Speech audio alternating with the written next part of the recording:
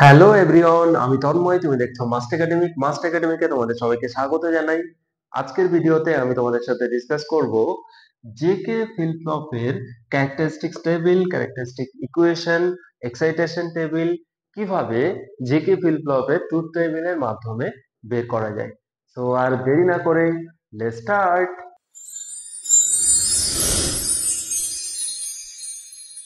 প্রথমে দেখো JK field ফ্লপে truth table আমি এখানে লিখে রেখেছি।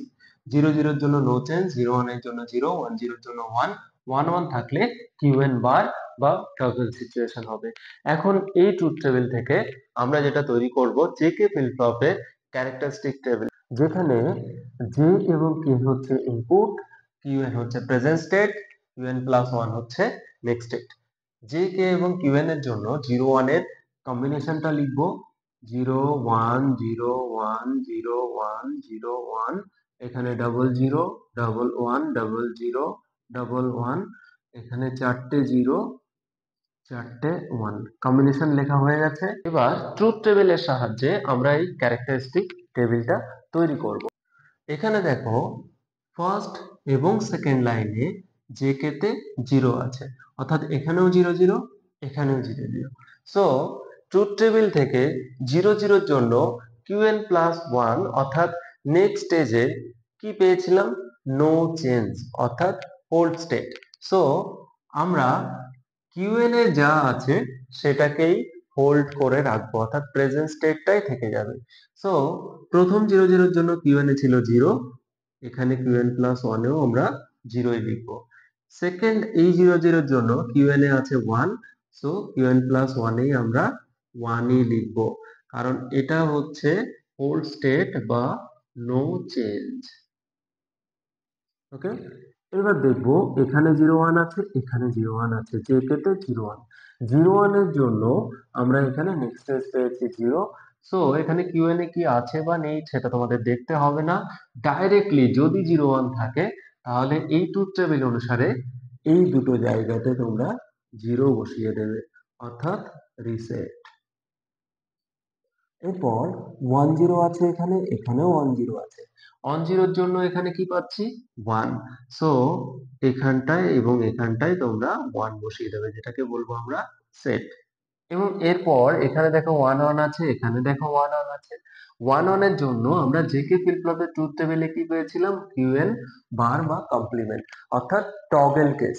সো এখানে কিউএন এ কি আছে 1 1 এর জন্য 0, এর বার বা কমপ্লিমেন্ট করলে আমরা কি পাই 1, সো কিউএন প্লাস 1 এ আসবে 1। এখানে 1 1 এর জন্য কিউএন এ কি আছে 1, এই 1 এর কমপ্লিমেন্ট করলে কি পাই আমরা 0। সো এই সিচুয়েশনটাকে বলবো টগল সিচুয়েশন, অর্থাৎ কিউএন এর কমপ্লিমেন্ট করে এখানে লিখে দিতে হবে। তা এটাই হচ্ছে নির্ণেয় characteristics table of JK flip flop. এবার জেকে ফিল্ড ফ্লপের এই ক্যারেক্টারিস্টিক্স টেবিল থেকে ক্যারেক্টারিস্টিক্স ইকুয়েশন কিভাবে তৈরি করা যায় সেটা এখন তোমাদেরকে দেখাবো। সো এখানে যেহেতু টোটাল 8টা লাইন আছে, আমরা কে ম্যাপ বা কার্নো ম্যাপের সাহায্যে এটা সলভ করব।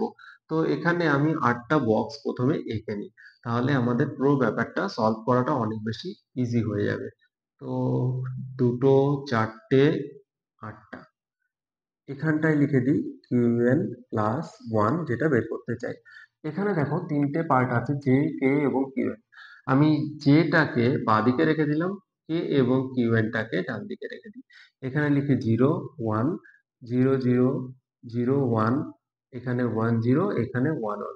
0 মানে কি, জে এর কমপ্লিমেন্ট হবে, 1 মানে নর্মাল জে হবে। এখানে 0 0 মানে কি, কে বার কিউএন বার।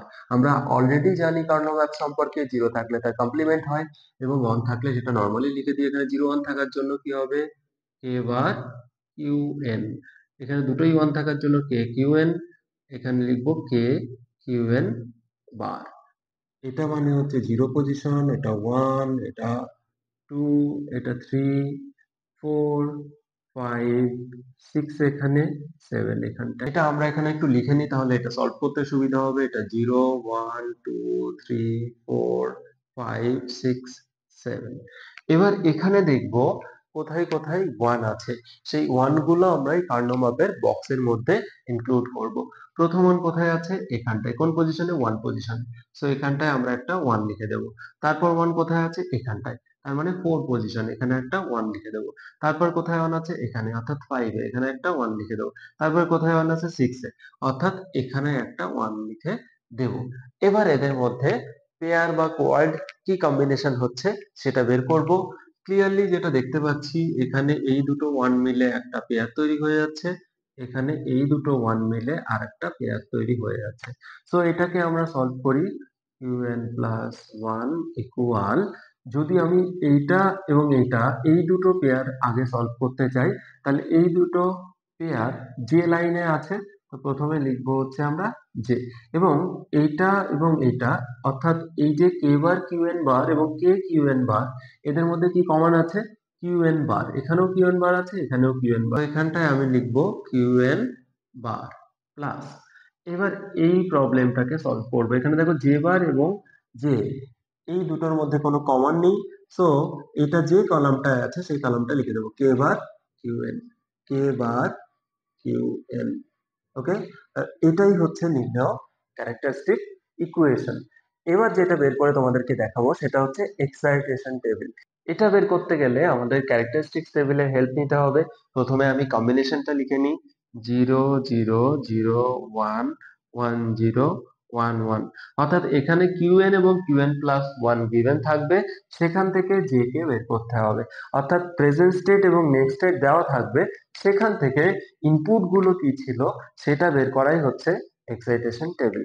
সো প্রেজেন্ট স্টেট এবং নেক্সট স্টেটে আমরা 0 1 এর কম্বিনেশন লিখে নিয়েছি। এবার দেখবো 0 0 সিচুয়েশন কোথায় আছে, অর্থাৎ কিউএন এবং কিউএন প্লাস ওয়ান এর মধ্যে কোথায় 0 0 পাশাপাশি আছে। সো এই লাইনটাই এখানে একটা দেখতে পাচ্ছি। আর কোথাও 0 0 আছে কিনা চেক করে নিই, এই যে এখানে একটা আছে। আর কোথাও আছে কিনা? নেই। তাহলে শুধুমাত্র এই লাইনটাই এবং এই লাইনটাই এই 0 0 কন্ডিশন আছে। সো এই দুটো লাইনে আমরা ফোকাস করব। প্রথম এই 0 0 কন্ডিশনের জন্য জে এর ভ্যালু কত ছিল? 0। এই 0 0 কন্ডিশনের জন্য জে এর ভ্যালু কত আছে? 0। সো আমরা এখানটায় 0 লিখে দেব। এবার দেখো এই 0 0 এর জন্য কে এর ভ্যালু কত আছে? 0। এই 0 0 এর জন্য এখানে কে তে কত আছে? 1, অর্থাৎ এখানে 0 এখানে 1, ডিফারেন্ট জিনিস আছে। যদি ডিফারেন্ট কিছু থাকে তাহলে আমরা এখানে ক্রস সিম্বল ইউজ করব। তো ফার্স্ট এটা এবং এটার মধ্যে কম্পারিজন আমাদের হয়ে গেল। এবার দেখব 0 1, অর্থাৎ কিউএন এবং কিউএন প্লাস ওয়ানে কোথায় 0 1 আছে, কোথায় 0 1 আছে খুঁজে বের করব। এ একটা পেয়েছি আর এ একটা পেয়েছি, অর্থাৎ এই লাইনটা এবং এই লাইনটার মধ্যে আমাদের ফোকাস করতে হবে। এই 0 1 এর জন্য জেতে আছে 1, এই 0 1 এর জন্য জেতে আছে 1, অর্থাৎ আমরা এখানটায় 1 লিখে দেব। এই 0 1 এর জন্য কেতে আছে 0 এবং এই 0 1 এর জন্য কেতে আছে 1, অর্থাৎ ডিফারেন্ট। সো এখানটায় আমরা ক্রস লিখে দেব। ক্লিয়ার? তাহলে আমাদের এটা এবং এটাও সলভ করা হয়ে গেছে। এবার দেখবো 1 0 কোথায় কোথায় আছে। এখানটায় এই একটা 1 0 পেয়ে গেছি, আর কোথাও 1 0 আছে, লাস্টে একটা 1 0 আছে, অর্থাৎ আমাদের এই লাইনটা এবং এই লাইনের মধ্যে কম্পেয়ার করতে হবে। এখানে 1 0 এর জন্য জে এর ভ্যালু 0, এখানে 1 0 এর জন্য জে এর ভ্যালু 1, অর্থাৎ ডিফারেন্ট। ডিফারেন্ট থাকা মানে এখানে ক্রস। এবং এখানে দেখো কে এর ভ্যালু 1, এখানে কে এর ভ্যালু 1, অর্থাৎ এখানটাও আমরা 1 লিখে দেব। এন্ড ফাইনালি একটা স্টেপ বাকি আছে, 1 1 এর জন্য কোথায় কোথায় আছে খুঁজে বের করব। এখানে দেখো এই একটা 1 1 আছে, আর কোথাও 1 1 আছে, এখানে একটা 1 1 আছে। সো এই দুটো লাইনের মধ্যে কম্পেয়ার করে আমরা জে কে বের করব। এই 1 1 এর জন্য এবং এই 1 1 এর জন্য জেতে এখানে আছে 0, জেতে এখানে আছে 1, অর্থাৎ ডিফারেন্ট। ডিফারেন্ট থাকলে এখানে আমরা ক্রস দিয়ে দেব।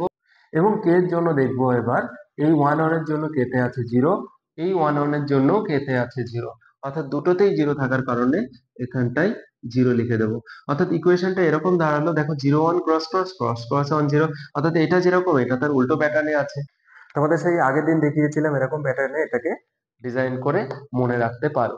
সো এরকম ভাবে তোমরা জিকে ফিল্ডপাপের ট্রুথ টেবিল থেকে ক্যারেক্টারিস্টিক্স টেবিল, ক্যারেক্টারিস্টিক ইকুয়েশন এবং এক্সাইটেশন টেবিল তৈরি করতে পারবে।